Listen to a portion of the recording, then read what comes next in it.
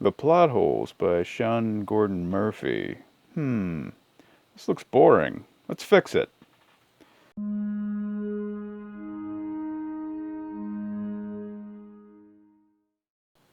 So I'm looking at Sean Gordon Murphy's new Plotholes Indiegogo campaign. It's actually been out for like a week, week and a half or whatever.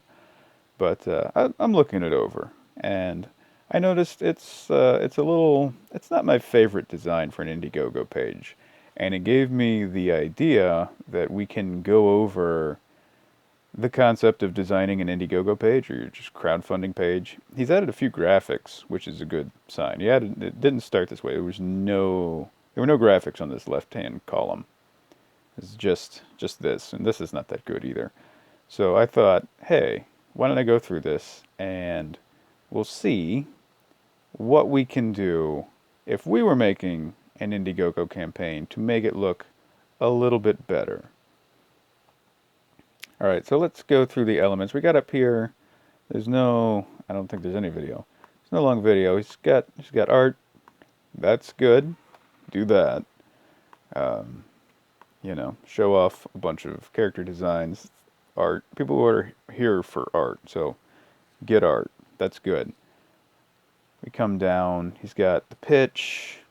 He talks about the book and who's in it and what it's about, what makes it different, which is just, I don't know, more trying to justify this book's existence.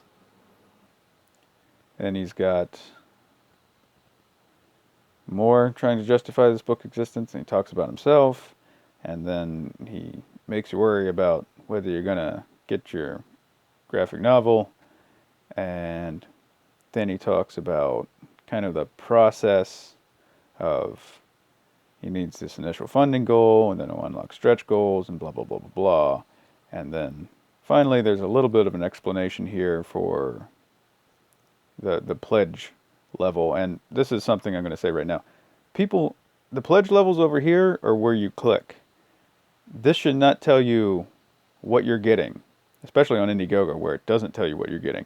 The pledge levels should be over here on the left-hand side.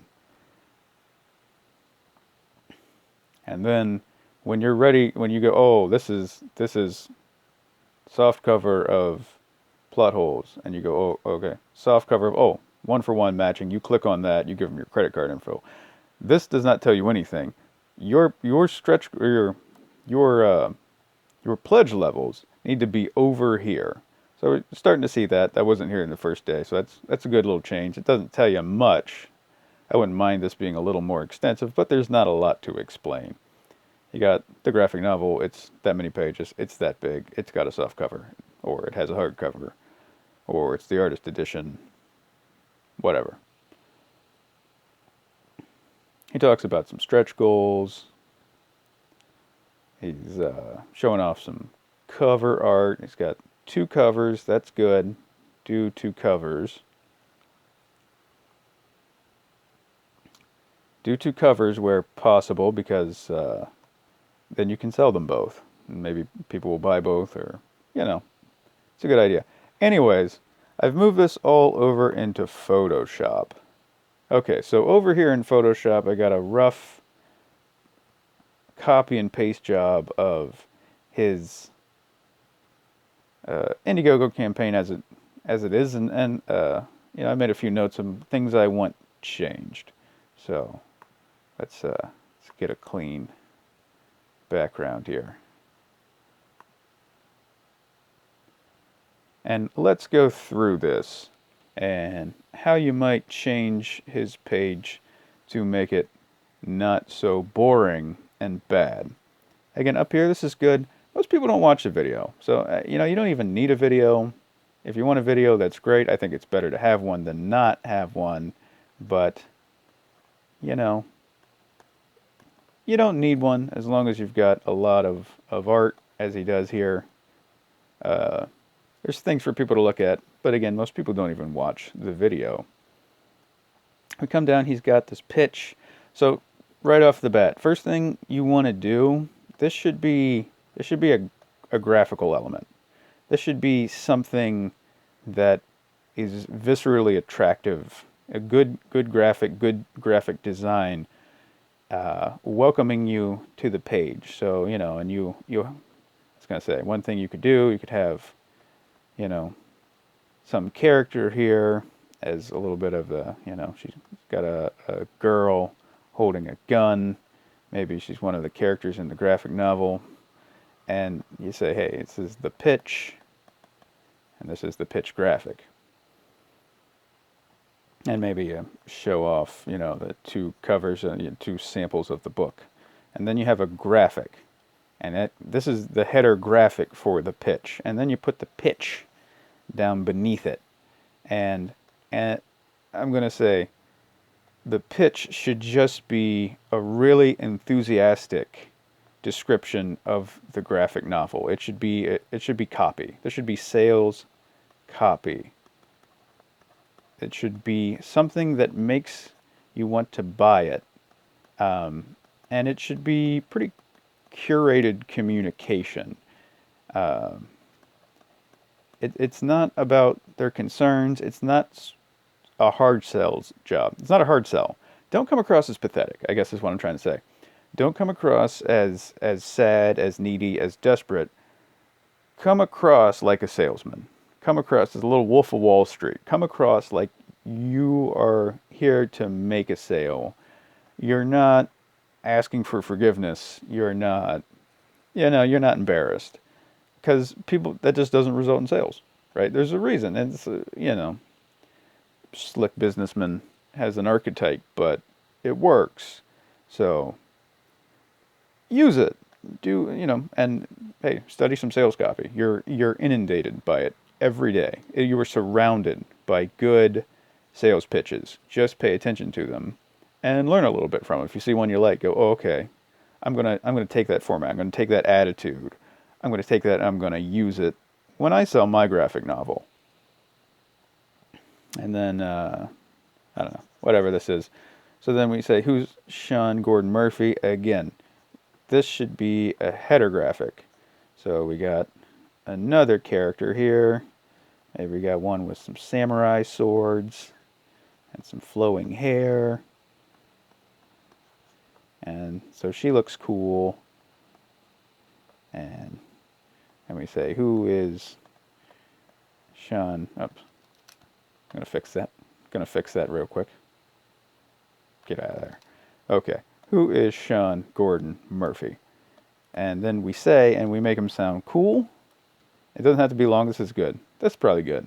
But, we make him sound good. And then we also have cool art that, again, is continuing to sell the graphic novels, continuing to sell the project. It's good graphic design. It's viscerally attractive. You want to build heat. And I'll go into this a little bit at the end if I remember. This concept of heat. I'm going to write it down. Build heat. Get the customer emotionally desirous. Get the customer desirous for your project, for your project, for your graphic novel. It's just build heat. Build an emotional heat. Get it hotter and hotter in their mind that they want this. You're stoking the flames. This is fine, but I'd put it at the end or whatever. It's not. We're still in the sales. We're trying to sell here. So put technical stuff or I don't know, security stuff at the bottom. This goes at the bottom. After the sale has either been done or it's not, but you give it your best shot. Somebody should already be sold before they read this. And then he talks about this, some things. Again, I don't know. Is this selling me? Probably not. So I'm just going to put a big X through that because who cares? And then I'm going to say stretch goals need to be a big banner again. And then, got some character here that Sean can draw. Of course, he's an artist, so that he should have really good graphic design on his Indiegogo page because he's an artist and, he works for himself. So then we go stretch goals, and then you put your stretch goals here. The softcover, hardcover thing's dumb, but okay, whatever. And then risks and challenges. Great, great.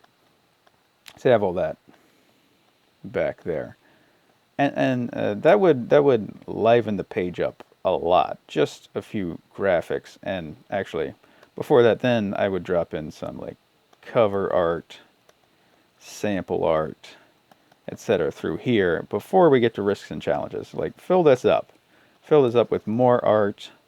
And if you can think of some clever copy, discussion, the making of, whatever, something maybe someone would want to read. And then let's go over here to not the stretch goals, again, the pledge levels. So just a quick review on this right here, the $1, get rid of that. This is a thing from like old Kickstarter. It made sense 10 years ago. You don't need that. Get rid of that. Digital comics are bad. Ethan Van Sciver also points out that they give people an out for cheap, so they want to support your book. Okay, I'll do it for $10. No, make them pay a little bit more if they're going to support you. Print pack add-on, whatever. So the soft cover, we do a soft cover or we do a hard cover.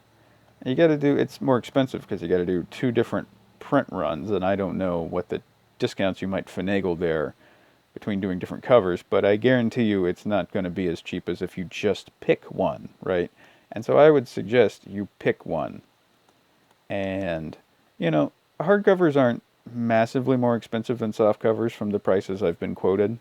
So, hey, knock this up to, $35 or $40. There we go. $40. And, get rid of that. And this, well, or, have this all be hardcover if you want. Or have it all be softcover and just have it $30. And give people something like an ash can comic or your art prints, right? So give them something more to buy to support you.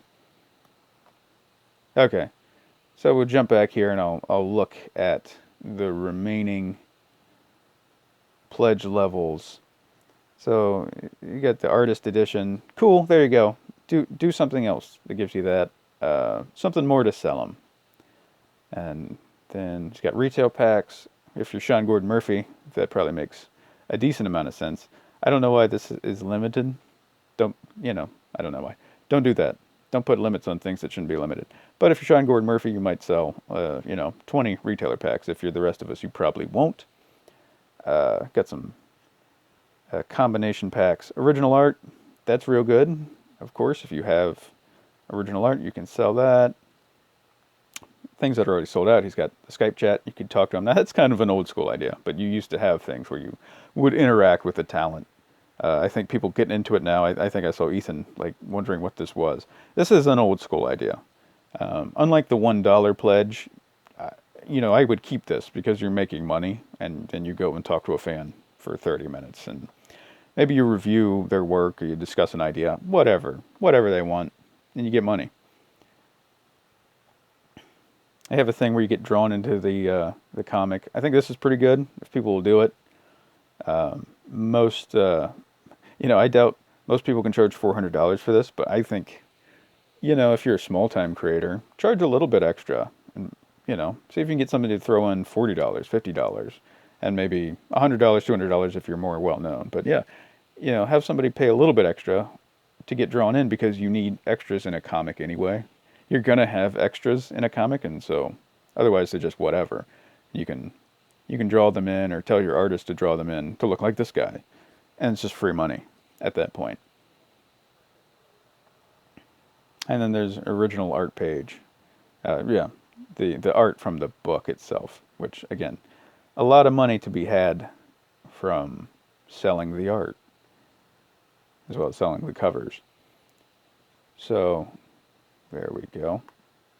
So this would be my recommendation here. His page is boring.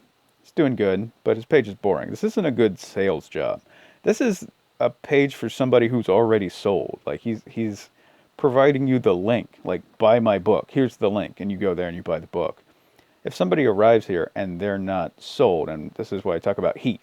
There's a little switch in your brain that says, I'm going to buy this, or it hasn't gone off yet and you're not going to buy it. Or maybe you go cold and you go, I'm definitely not buying this. You want to build the heat and people buy what you're selling. That's your goal with an Indiegogo page, right? It's a sales job.